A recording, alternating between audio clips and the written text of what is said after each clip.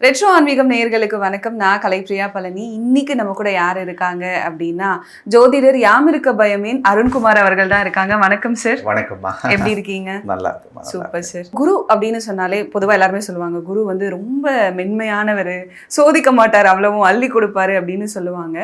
அந்த குரு பயிற்சியிலேயே வந்து குரு அதிசார பயிற்சி அப்படின்னு சொல்லிட்டு ஒரு பயிற்சி நடக்க போகுது. அந்த பயிற்சி எப்படி இருக்க போகுது எல்லாருக்கும் அப்படின்றத தாண்டி அந்த பயிற்சின்னா என்னன்னே நிறைய பேருக்கு தெரியாம இருக்கு இல்லையா? ஸோ குரு அதிசார பயிற்சின்னா என்ன சார்? ஸோ நவகிரகங்களில் மிக முக்கியமான கிரகமாக பார்க்கப்படக்கூடியது குரு பகவானுடைய பயிற்சின்னு சொல்லலாம். ஸோ பொதுவாகவே குரு பயிற்சி அப்படின்னு நம்ம எடுத்துக்கிட்டோம்னா வாழ்க்கையில் நல்ல காரியங்களை எதை தொடங்கணும்னாலும் அந்த குரு பலனை வச்சு ஆரம்பிக்கிறதுன்னு சொல்லுவாங்க. ஸோ குரு அப்படின்றவர் வந்து முழுமையான சுபத்துவம் வாய்ந்த கிரகம்னு நம்ம கேள்விப்பட்டிருப்போம். ஸோ இந்த குரு வந்து பொதுவாகவே நவகிரகங்களில் இந்த குரு வந்து வக்கரத்துலேயும் போவார், அதிசாரத்துலேயும் போகக்கூடிய நிகழ்வு இயற்கையாகவே நடக்கும். சமீபத்தில் கூட சனியினுடைய வக்கர பயிற்சியை நம்ம பார்த்துருப்போம். ஸோ வக்கரன்றது ஒரு கிரகம் தன்னுடைய இயக்கத்திலிருந்து பின்னோக்கி அந்த ரெட்ரோகிரேட்டாக பின்னாடி வர்றதுன்னு சொல்லுவாங்க. அதிசாரம் அப்படின்றது கொஞ்சம் ரேபிட் ஸ்பீடில் முன்னாடி போயிட்டு சில பலன்களை கொடுத்துட்டு மறுபடியும் ரிவர்ஸில் வர்றதுன்னு சொல்லுவாங்க.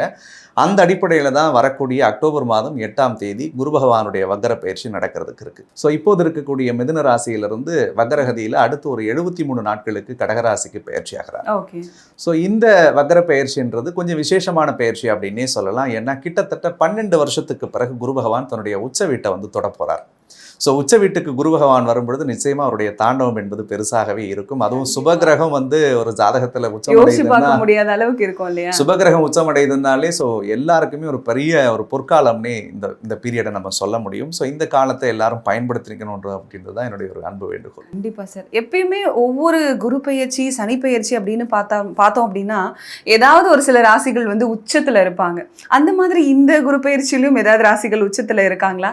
ஸோ உச்சம் அப்படின்னு சொல்கிறத விட நிச்சயமாக சில முக்கியமான ராசிக்காரர்கள் குரு பலனை அனுபவிக்க போகிறாங்க அப்படின்னு சொல்லுவோம். ஸோ உதாரணத்துக்கு நம்ம கிராம பகுதிகள்ன்றதை விட நகர்ப்புறத்தில் தொடங்கி ஒரு நல்ல விஷயத்தை நீங்கள் தொடங்கணுன்னா ஒரு அஸ்ட்ராலஜிட்ட போய் கேட்கும்போது அவங்க சொல்கிற ஒரு வார்த்தை, குரு பலன் வரட்டும் கல்யாணம் பண்ணலாம், குரு பலன் வரட்டும் நீங்கள் வேலைக்கு அப்ளை பண்ணுங்கள், குரு பலன் வந்த பிறகு வீடு கட்டுங்கன்னு சொல்லுவாங்க.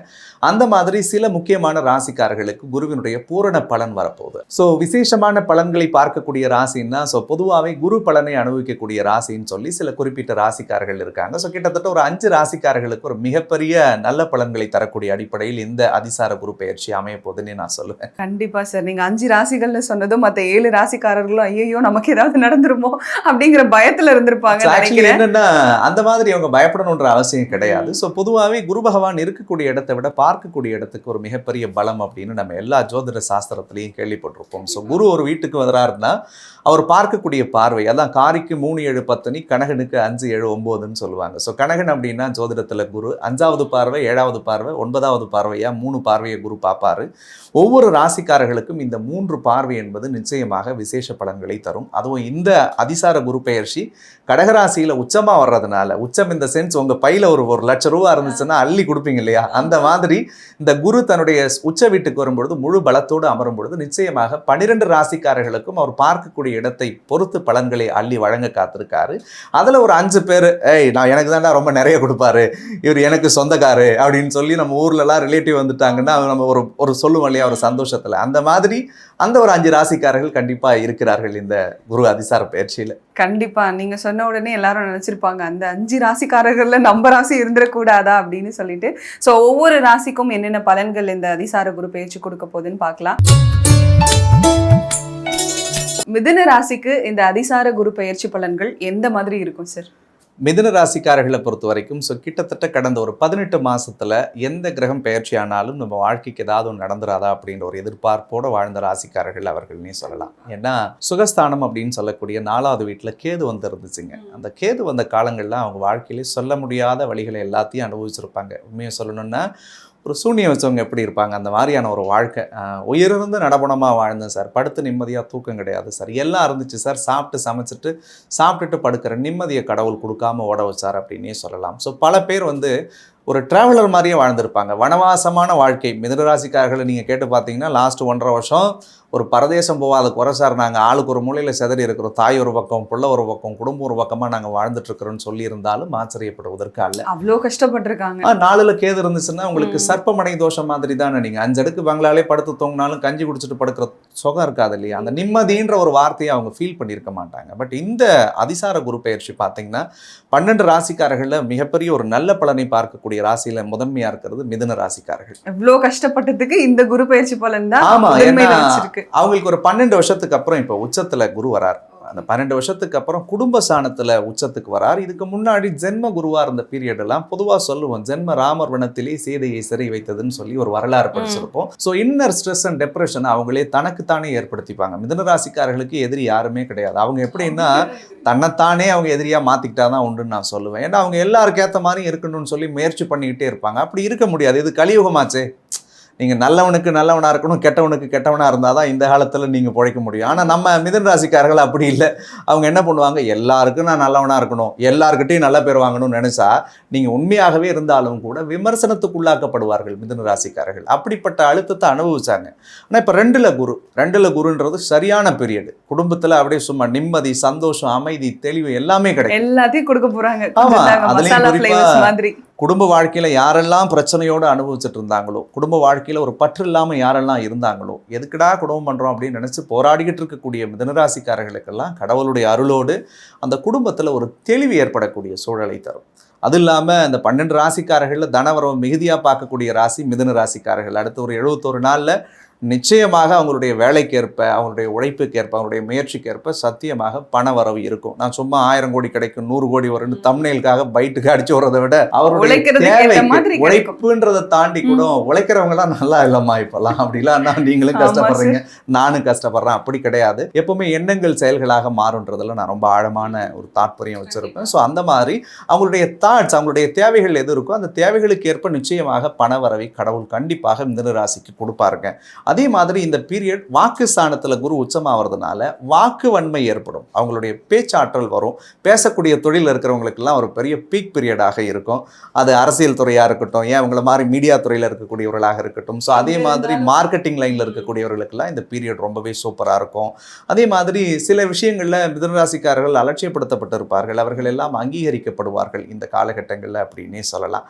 ஸோ இது குரு வந்திருக்கக்கூடிய இடத்துல ஒரு பெரிய சூப்பரான இடம் மிதுனத்துக்கு. கேட்கும் போதே நல்லா இருக்கு சார், இன்னும் கொஞ்சம் சொல்லுங்க கேட்கலாம் அப்படிங்கிற மாதிரி. நான் கஷ்டத்தில் இருக்கிறவங்க இன்னும் கேட்டாங்கன்னா எப்படி இருக்கும், அவங்களுக்கும் நல்ல பாசிட்டிவான பலன்களை இந்த அதிசார குரு பயிற்சி பலன்கள் கொடுக்குது அப்படின்னு நினச்சி சந்தோஷப்படுவாங்க.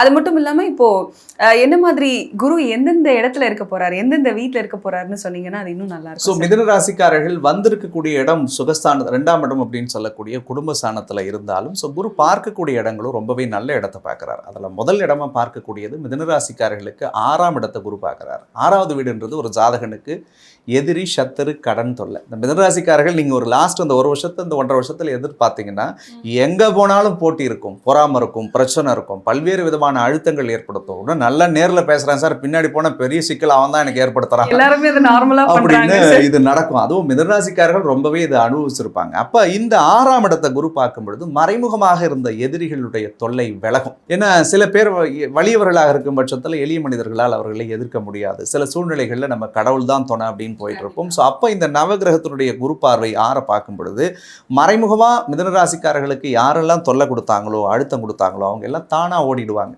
அதே மாதிரி மிதுனராசிக்கு ஒரு பெரிய ரிலீஃப் என்னென்னா பொருளாதார நெருக்கடி அவங்களுக்கு விலகும். கடன் சுமையில் கடந்த ஒரு 1.5 வருஷமாக நிறைய பேர் தவிச்சிருப்பாங்க. ஏன்னா எவ்வளோ சம்பாதிச்சாலும் பத்தலை, 5 காணலை 50 காணலை, 5 லட்சமே இருந்தாலும் பத்தலை சார், வர்றது 10 ரூபா, செலவு 12 ரூபா, அடுத்த 2 ரூபா எங்கே போய் வாங்கணும்னு தெரியாமல் தான் ஓடிக்கிட்டு இருந்தேன் அப்படின்னு இருந்தாங்க. அதே மாதிரி பல பேர் சில்லற கடன் கூட வாங்கிட்டு கொடுக்க முடியாமல் இருப்பாங்க. லட்சத்தை ஈஸியாக அடைச்சிருவாங்க. ஒரு 1000 ரூபா கொடுங்க நான் திருப்பி கொடுக்குறேன்னு கொடுத்துருக்க மாட்டாங்க கடந்த காலத்தெல்லாம்.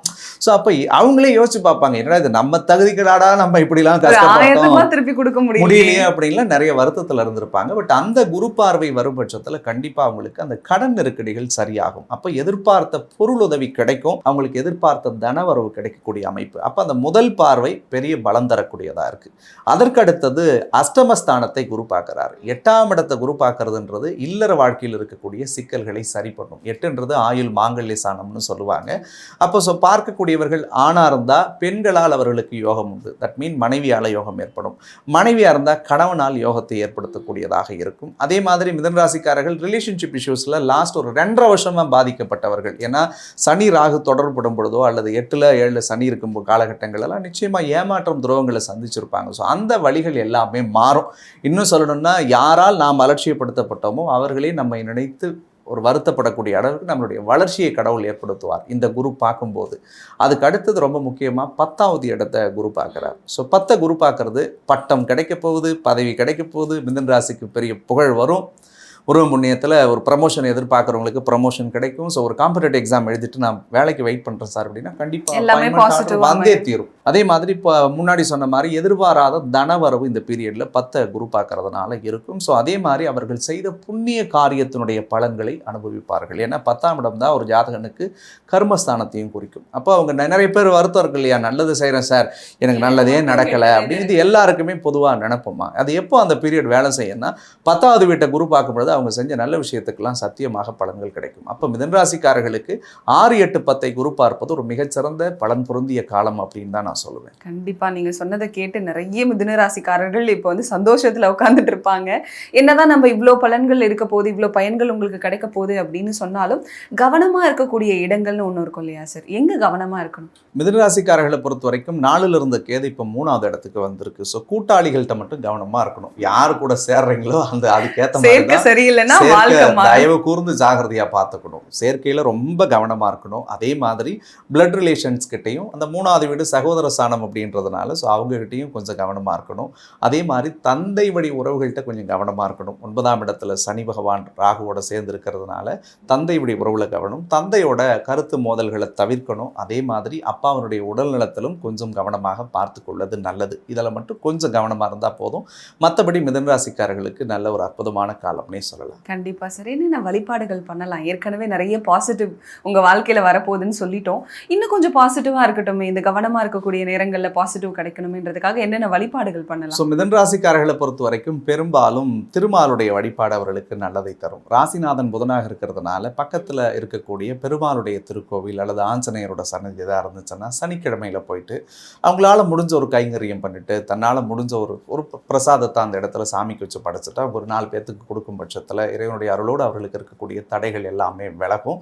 ஸோ முடிஞ்சால் ஒரு முறை திருப்பதி போயிட்டு வந்தாலும் உங்களுடைய வாழ்க்கைக்கு ஒரு பெரிய திருப்பத்தையும் கடவுள் கொடுப்பார். கண்டிப்பாக நீங்கள் ஏற்கனவே நிறைய பாசிட்டிவிட்டி சொல்லியிருக்கீங்க. அது கூட சேர்ந்து இந்த வழிபாடுகளும் பண்ணால் மிதுன ராசிக்காரர்களுக்கு இந்த அதிசார குரு பயிற்சி வந்து அமோகமான பலன்களை தரும்னு சொல்லியிருக்கீங்க. மேலும் அந்த மிதுன ராசிக்காரர்களுக்கு 8ஆம் இடத்தை குரு பார்க்கறதுனால திருமண தடைகளை சந்திச்சுட்டு இருந்தவங்க கிட்டத்தட்ட அதுவும் 30 வயசுக்கு மேலாயும் கல்யாணமே ஆகலை அப்படின்னு நினச்சிட்டு இருந்தவங்களுக்கெல்லாம் கல்யாணம் கூடி வரக்கூடியதாக இருக்கும். ஒரு குட் நியூஸ் என்னென்னா காதலர்கள் யாராவது காதலை சொல்லணும் அல்லது காதல் சேரணும்னு சொல்லி ஒரு எதிர்பார்ப்போடு காத்துட்டு இருக்கிறவங்களுக்கெல்லாம் குடும்பஸ்தானத்தில் வரக்கூடிய குரு, உச்சம் பெற்ற குரு அஷ்டமஸ்தானம்னு சொல்லக்கூடிய மாங்கல்ய ஸ்தானத்தை பார்க்கறதுனால பல காதல் இந்த காலகட்டங்களில் கைகூடக்கூடியதாக இருக்கும். பல பேர் வந்து காதலே இல்லை அப்படின்னு சொல்லியிருந்தாலும் கூட அவர்களுக்கு புதிய காதல் மலருவதற்குரிய காலமாக கண்டிப்பாக இருக்கும். இந்த அதிசார குரு பயிற்சி வந்து 12 ராசிகளுக்கும் எப்படி இருக்க போகுது அப்படின்னு பார்த்தோம். என்னதான் வந்து கஷ்டங்கள் இருந்தாலும் கவலைப்படாதீங்க, நல்லதும் நடக்கும், நிதானமா இருங்க அப்படின்னு ரொம்ப அழகா தெளிவா சொன்னீங்க. ரொம்ப நன்றி சார். அதுக்காக ரொம்ப நன்றிமா. ஸோ ரெட்ரோ ஆன்மீகத்தினுடைய வாயிலாக உலகம் முழுக்க பரவி இருக்கக்கூடிய தமிழ் சொந்தங்களுக்கு குரு பகவானுடைய அதிசார பெயர்ச்சியை கலைப்பிரியாவோடு சேர்ந்து பகிர்ந்து வழங்கினது ஒரு பெரிய சந்தோஷம். ஸோ மேலும் இந்த அதிசார குரு பெயர்ச்சி பார்த்துட்டு இருக்கக்கூடியவங்க எல்லாருடைய வாழ்க்கையிலும் பெரிய மாற்றத்தையும் பெரிய திருப்பத்தையும் பெரிய சந்தோஷத்தையும் கொடுக்கணும்னு சொல்லி நான் மனதார இறைவனை பிரார்த்தனை பண்ணிக்கிறேன். உங்களுடைய எல்லா முயற்சிகளும் சத்தியமாக வெற்றி அடையும். நீங்கள் எல்லாரும் நல்லா இருப்பீங்க. அண்ட் மற்றொரு அழகான தருணத்தில் உங்களை மீண்டும் சந்திக்கிறேன். அதுவரை உங்களிடமிருந்து விடைபெறுவது உங்கள் ஜோதிடர் யாமிருக்க பயமீன் அருண்குமார். நன்றி, வணக்கம்.